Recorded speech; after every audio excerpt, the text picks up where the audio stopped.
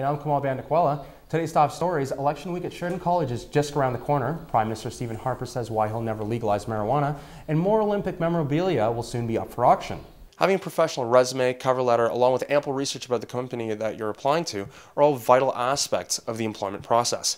For more information, visit Sheridan College's Employment Center, which is hosting a co-op information session tomorrow, March 11th, from 2 to 3 p.m. in B124. I'm Kamal Bandukwala for Eye on Sheridan.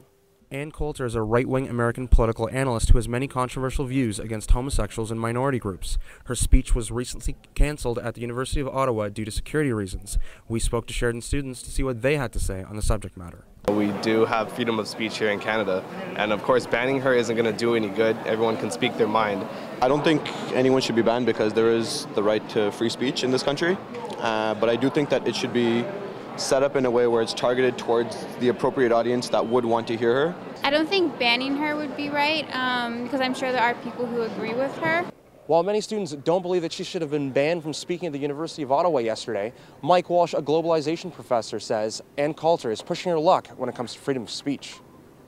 Every country has people from different backgrounds, different religions, but these right-wingers, and I guess this is kind of the Rush Limbaugh gang, or even Van Imp, the religious minister, they're always talking about the destruction of the world in the future. So now they have someone to target as being the destroyer. But they are destroying people's lives with their own sort of rhetoric, which is inappropriate, unacceptable, racist, and typically the opinions of a select few.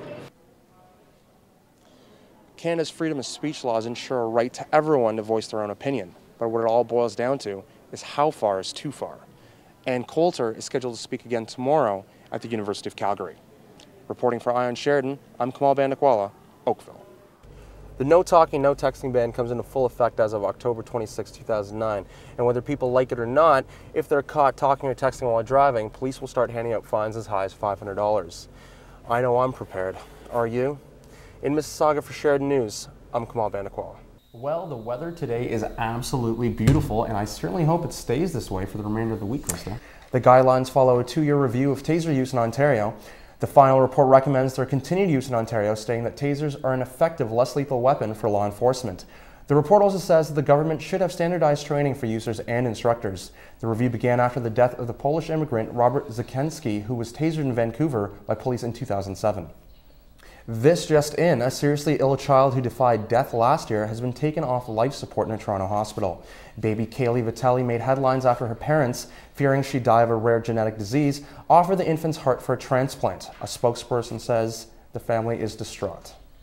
A new solar farm has been approved for the Ottawa area. The $250 million farm will eventually generate 30 megawatts of energy and supply over 5,000 homes with power. Although the proposed project has met with strong opposition from the local community, the provincial government has given the farm the green light. The plant is slated to open by the end of the year. Serbian lawmakers are officially condemning the 1995 Srebrenica massacre that left nearly 7,000 men and boys dead. After 15 years, 127 out of 250 Serbian politicians voted in favor of issuing a formal apology to the victims' families. The 5-day slaughter in 1995 was known as the worst European massacre since the Second World War. And the Leafs had a chance to play spoiler again last night, but were they up for the challenge? With these answers to these questions and more on sports, here's Graham Campbell. I'm Kamal Bandukwala. Have a great long weekend, everyone. Thanks for watching.